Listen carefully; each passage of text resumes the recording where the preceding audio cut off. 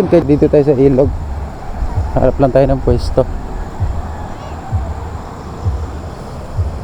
Dito tayo para hindi masyadong mainit at medyo mataas na rin ang araw.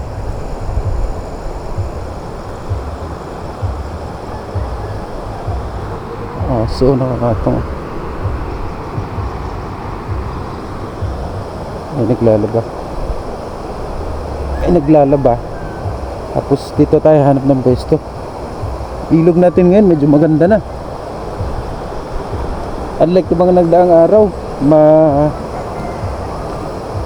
lakas ang current ng tubig. Ngayon medyo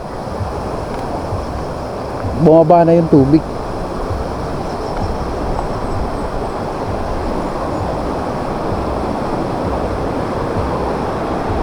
Ayun, kahit pa paano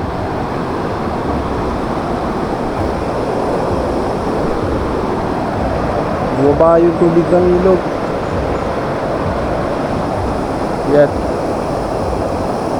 Doon sa part na yun, andun yung Lambingan Bridge. So this time, ang gagawin natin, hahasain muna natin itong ating dalang gulok. Hahasain natin para kahit pa paano medyo